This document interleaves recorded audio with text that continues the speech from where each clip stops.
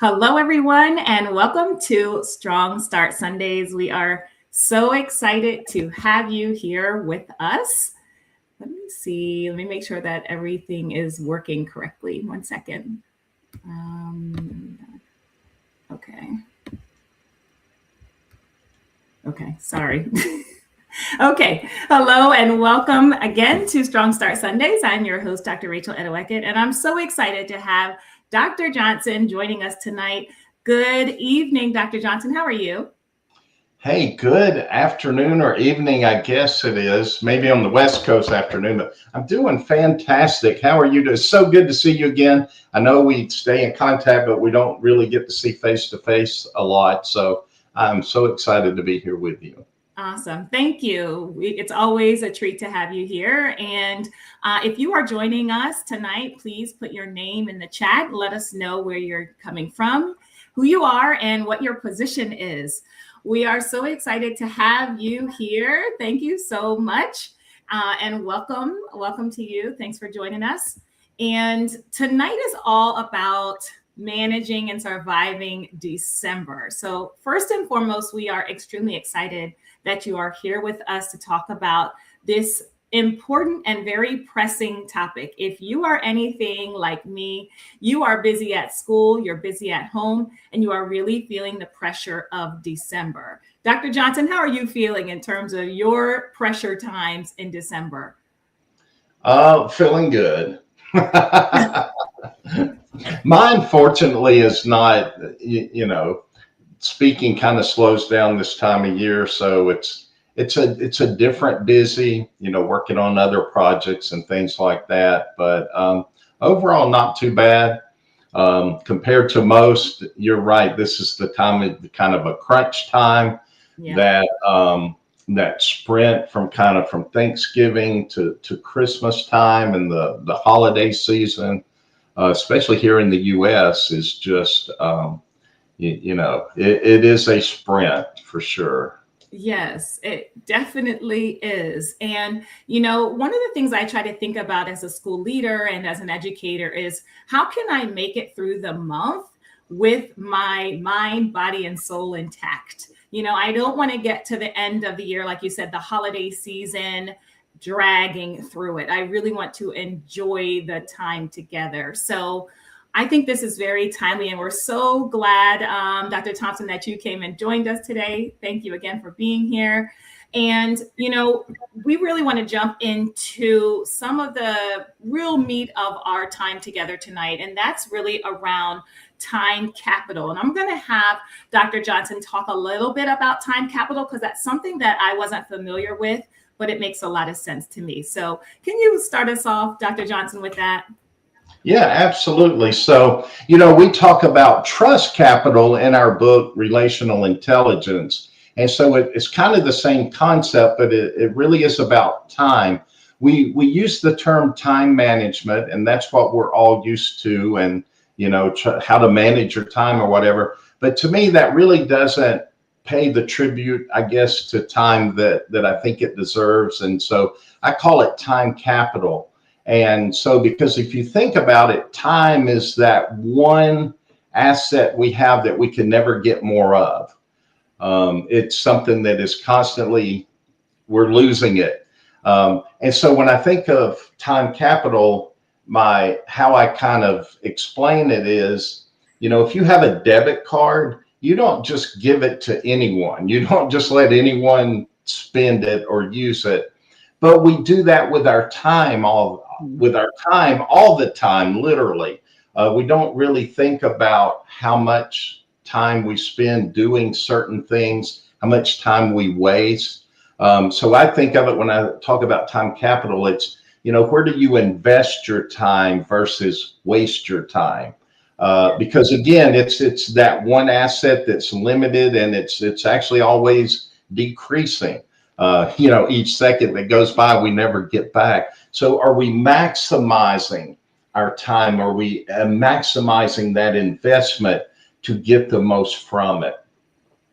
Yeah, and I love that thinking because you're right, we don't get time back.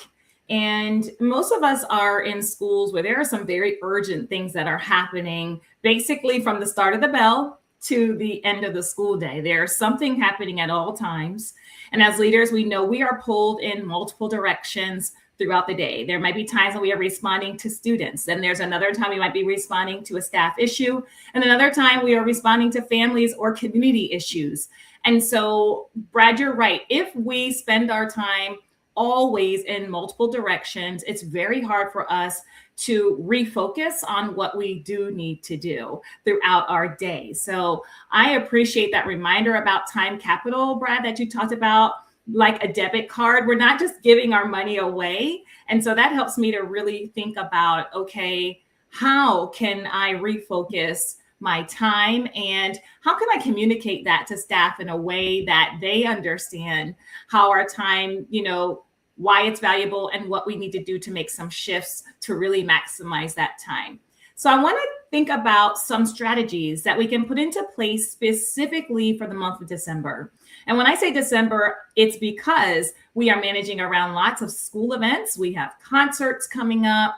We have different assemblies that are going on throughout our building this time of year. We have PTA events, we have school-wide events. And then on top of that, if you're like me, you have your own family, you have children, you have other community events that you are also responsible for attending. And that calendar gets very, very filled very, very quickly. And so we want to share a couple of strategies with you tonight. And we also want to hear from you. What are some things that you're doing to support and keep everything together? When I say in one piece, I mean peace, keeping yourself together, but also doing it in a peaceful way. So we're not losing our minds throughout that process. And so one of the first things I wanted to highlight or think about today is decide what can move into January. As school leaders, we make our schedules typically over the summertime. So we're just going through the schedule, adding things onto our year-long calendar, that master calendar. But are we really thinking about, does this need to happen in the month of December? And so that's one of the things I want you to first start to examine, is looking at your December calendar and really thinking about, where can we shorten some meetings? Where can we shift some meetings into the new year? And the reason why we're doing that now, we're actually going through that process right now, my assistant principal and I and our leadership team, because people are taxed. We talk about that time capital. I know we talked about debit cards. Let's talk about some taxes. People are taxed right now. People are burning out. And this is a particular time of year when we need to be sensitive to that as school leaders. And so one of the things that we have thought about as a leadership team is, can we shorten meetings? Let's start there. We know information needs to be disseminated, but could we do it in a different way? Do we need to take the entire planning time? Or can we use a portion of that time and then follow up via email? So what might be able to be shortened? Let's start there. And then what can move into January? So the other thing is, when we are packing our staff with all these meetings, people are tired. And so we're not going to have their full attention, as we're going each day into December. So it might be best to think about, what can we move into January so that we have everyone's full attention? And we have an example of that right now. We're planning a staff meeting, and we were originally going to have it on December 17th. And we thought, wait a minute, if we hold this meeting on the 17th, people are going to be thinking about all sorts of things that are going on. And so we're actually going to move that meeting into January in consideration of that. So, I saw a special guest, Brad. I saw a little bit come on the screen. Your lovely cat. Yeah, he likes to make an appearance every once in a while. Yes, we welcome all new listeners.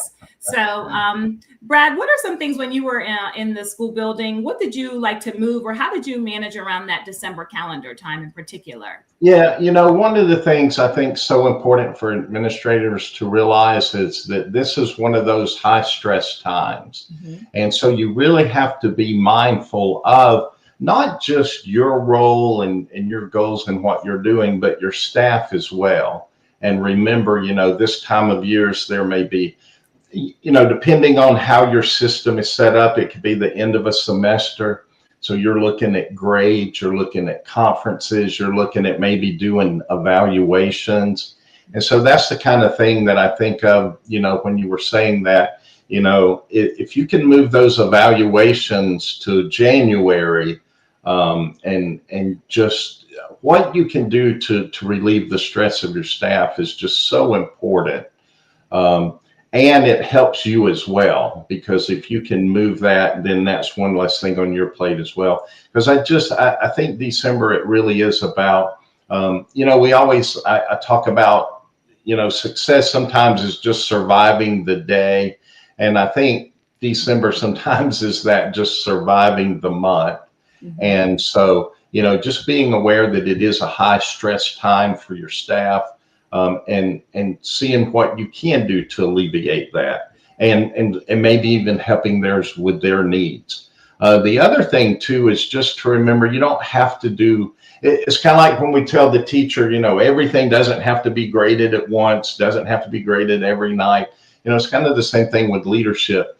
What are your priorities? And focus on those few things. I call it the four goal rule, the rule of four, or goals of four.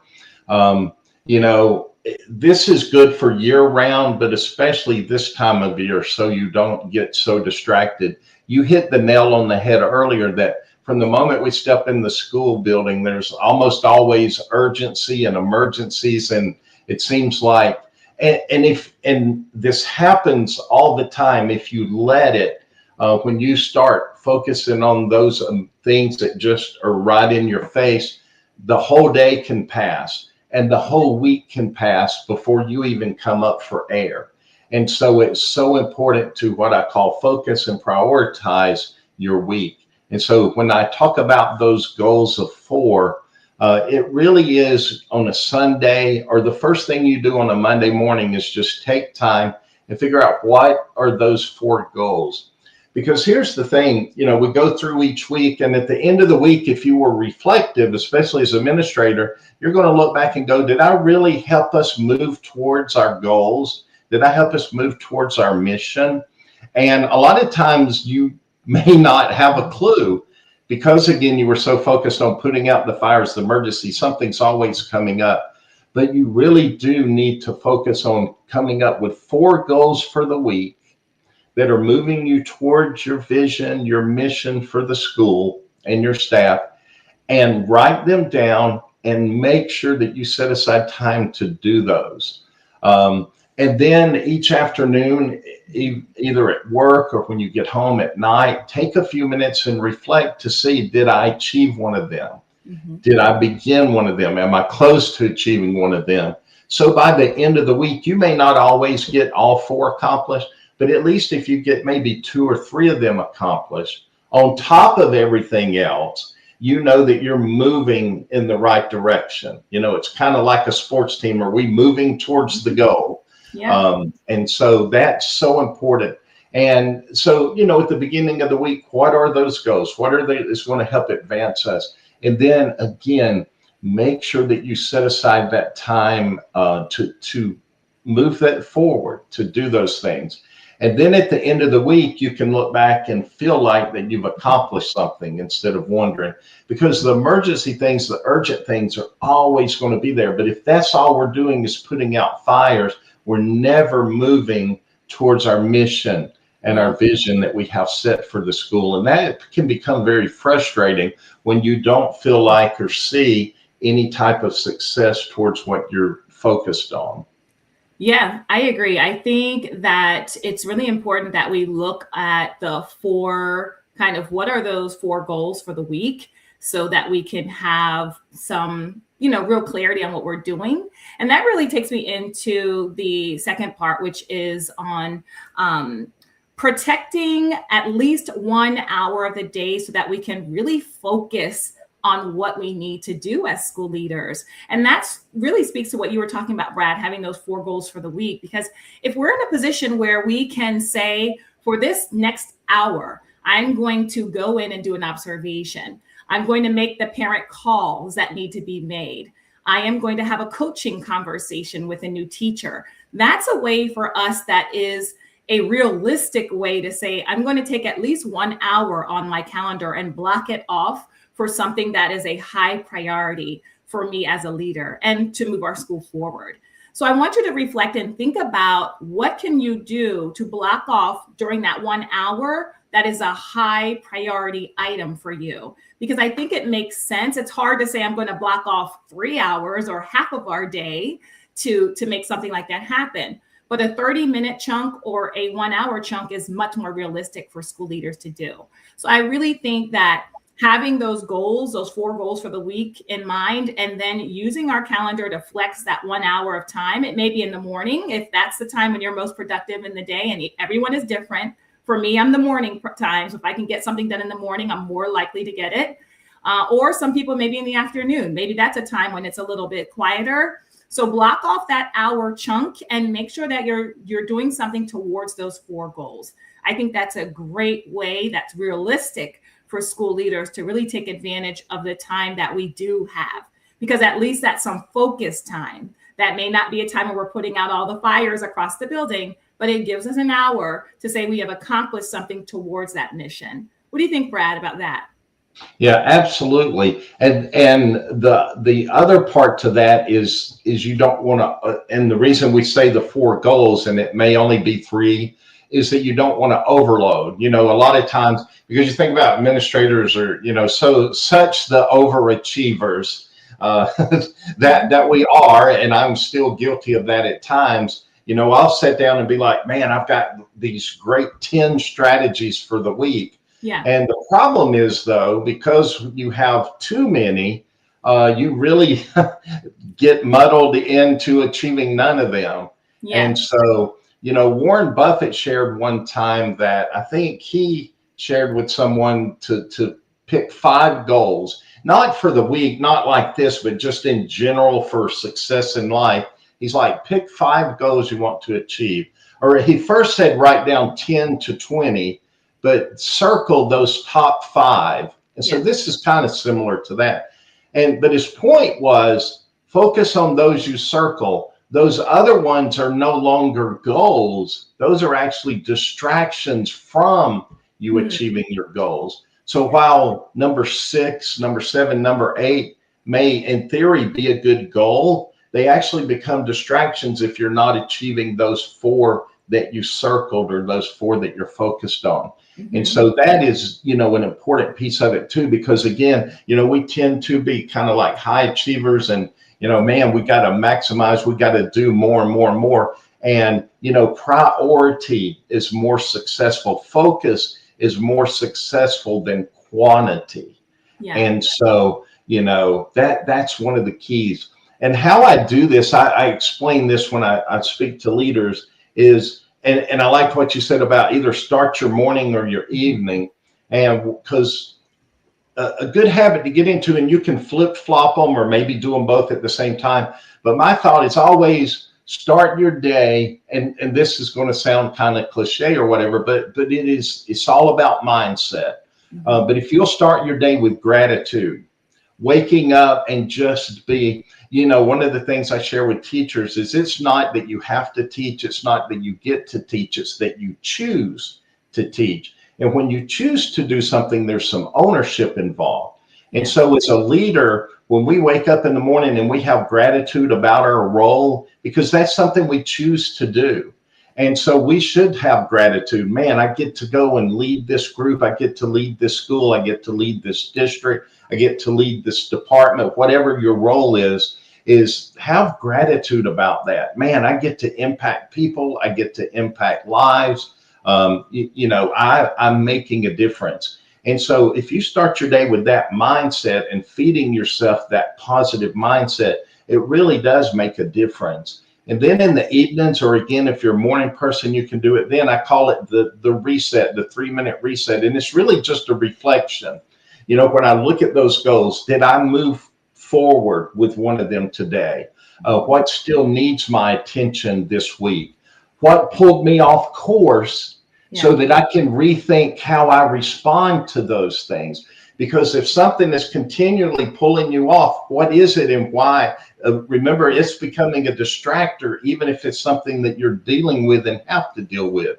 And so if we can get in that kind of cycle of, waking up with gratitude and thankfulness and positive mindset, feeding ourselves. And then, because I always joke, the first thing we feed ourselves every day is not breakfast, it's our thoughts. And That's so true. how do you start your day with your mindset? And then, again, that reflection. We don't know if we're successful unless we are reflecting on what we have moved forward with or need to, etc. So Yeah. those are just so important parts of that process. And it Yeah. really is a process. It is. And I appreciate you sharing that. Definitely about gratitude. I just wrote an article for Edutopia about gratitude and 3 ways for leaders to really express gratitude and why it is important for us to do that on a daily basis. So I love that you've highlighted that. It doesn't solve all of our problems. It's not something that is going to take away the pressures, but it does give us a new perspective. And like you said, Brad, it is a privilege to serve students and staff and families in our role as educators and as school leaders. And so I firmly believe that at a minimum, we're coming in and we are making a positive difference in the life of a child, no matter if we're putting out fires or if we have everything all together all the time. Across that whole spectrum, you are making a difference positively in the life of a child, and there's no better role in the world for you to be doing. So we appreciate each and every one of you who are listening today or are listening on the recast of this, that thank you for taking the time to dedicate your time and energy into serving and educating children. It makes a huge difference in their life. And so we've talked about already 2 strategies. We looked at first deciding what we can move into January. We also talked about having those 4 goals for the week and how we can prioritize our time to work towards those, even if we're blocking off 1 hour in either the AM or the PM to work consistently on those goals. And the last strategy is a little bit a nice segue from what Dr. Johnson was talking about, and that is about making time to insert fun into our day. Making time to insert good things strategically daily in our calendars. And I don't think we do this enough, but I am someone who believes that we have to have joy in our roles to keep up our own personal morale and to help influence the morale of our school buildings. And so one of the things that I talk about a lot is doing something called a gratitude walk. A gratitude walk is simply taking 10 minutes out of your day, putting it on your calendar, so making sure that you do it, but taking 10 minutes out of your day to walk around your school building. You might go into one classroom, you might visit a pod of classrooms, you may go to walk to the other end of your building. But what you're looking for are just all the great things that you see. When you see children laughing together, when you see your colleagues sharing and planning and collaborating, when you see someone smiling in the front office and welcoming a new family, you are taking those mental notes of all the great things that are going on in your building. And this really helps me to refocus my energy because, again, our thoughts are interesting. As Brad says, our thoughts really do help control our mindset. And so if leaders, if we are consistently looking at what's not happening, what's wrong, what am I upset about today, then that's where our mindset is going to be. And it's going to be hard to break out of that mindset, especially throughout the month of December when we are highly stressed, as Brad already said. And so when we think about a gratitude walk, you are going with the intention to see the good. You're going to retrain your eyes. This is something that has been so powerful to me. For me, as a former kindergarten teacher, I will just go into a kindergarten classroom and I will spend 10 minutes in there smiling. And I come out with a brand new attitude. Hey, Alfonso, it's so good to see you. And I really hope that you're going to do that gratitude walk. So I'm really excited that you're going to lift that up. I'd love to hear what your thoughts are. But I really think that this is a way for us to maintain some joy. And it takes only a couple of minutes. Brad, did you ever do a gratitude walk or something similar? Oh, that absolutely. I mean, my goal was always to spend more time in the hallways than in the office. And one of the things I like to do was I would find out what beverage people like, what coffee. We know teachers run on coffee, and I would choose, one of my goals was like, 3 classrooms a morning or whatever. And well, every morning I try my best to at least tell everyone good morning, just stick my head in good morning. But over the course of the day, especially in the morning time, I would try and set aside to at least visit 3 or 4 classes. just to visit, not to evaluate, not to give feedback or whatever, unless it was just positive. We talk about things like post-its of praise, and when you talk about Yeah. the gratitude journal, it's letting them know you're thankful. But I would try to take coffee or water or something to Yeah. them, uh, and even maybe give them time to run to the restroom too, if needed. But I would definitely at least try and drop off some treat like a coffee or something. But yeah, it's about, my thing is this, and because we know, and you and I talk about, and we wrote a book about it. Relationships is the key. It's the center to life, not just education, not just business, not just family, but everything comes down to relationship. And at the end of the day, when we all leave that school building, we're just people. We're not a leader. We're not an administrator. We're not whatever role. We're just human beings. And so when we can take that into that gratitude, like you said, in that walk and going through and just being thankful for them for who they are, for being people first, see them as humans first before we see them as professionals, makes all the difference in the world, because it lets them know that you truly care and that you're there to help them be successful. And at the end of the day, that's what leadership is really all about anyway. It's about just helping people become better, be their best, be successful in their roles. And that, and being grateful, number one, that you, like you said earlier, that you have the privilege to do that. Yes. And then the gratitude of seeing them grow and become the best that they can be. And to me, what could be better? That's the best. I agree. Seeing our students growing up, being successful in their college and careers and beyond, seeing our teachers come in and have the fulfillment that they know they're making a positive difference, and moving through their own positions, and growing as educators and continuing to learn. And our families, seeing our families through many, many siblings and children over the years, and seeing the families expand is the best feeling. And seeing the fruits of the labor in the community, just having that positive impact is so critical. So before we close today, we want to review some of the strategies and things that we talked about today for your notes. One of the things that we first talked about was time capital. And Brad talked about how we don't want to use it like a debit card and just give all of our money and time away. We want to make sure we're being intentional about how we are spending our time. We talked about also deciding what we can move into January, that not everything has to happen in December. I know we're used to packing our calendars tight in December, but some things like teacher observations or coaching conversations or even staff meetings can be moved into the new year. That helps alleviate some of our stress as leaders, and it truly helps alleviate the stress that our teachers and staff are feeling, particularly around this time. As Brad said, this is a highly stressful time of year. Not everyone enjoys the holidays. Not everyone has this positive experience. And the same thing is true of our students. So we want to be sensitive to the demands that we are putting on both ourselves and the people that we serve.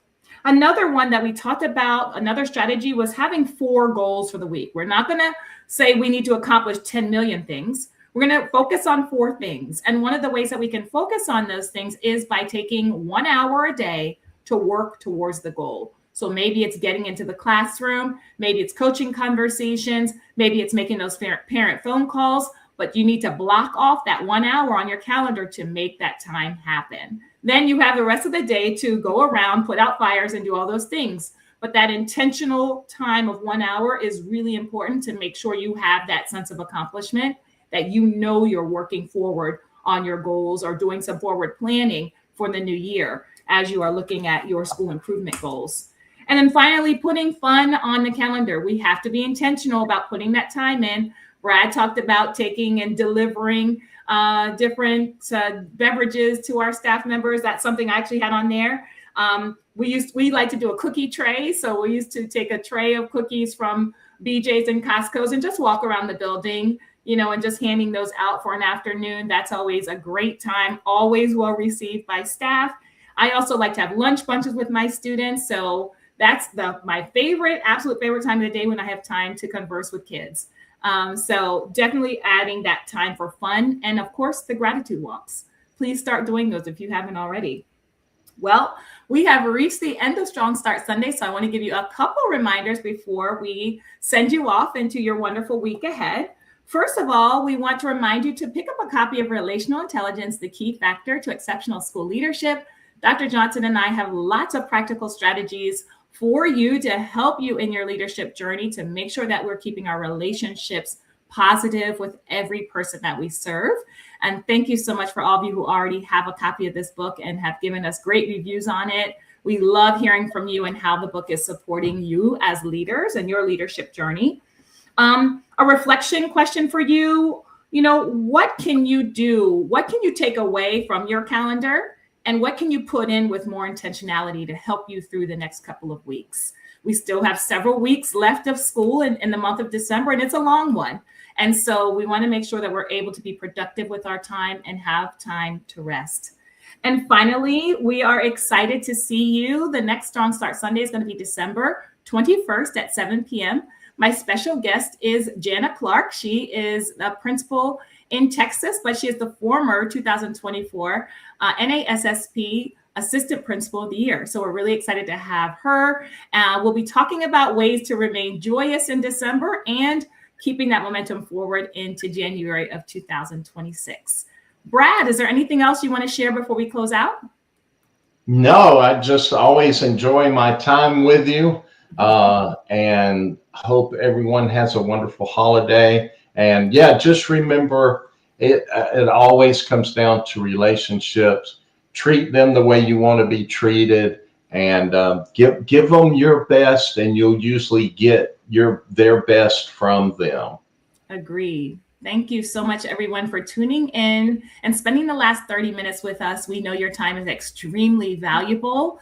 We truly appreciate everything that you are doing in your school communities and want to encourage you to keep up the amazing work. Have a wonderful week ahead, and we will see you on December 21st. Have a great evening.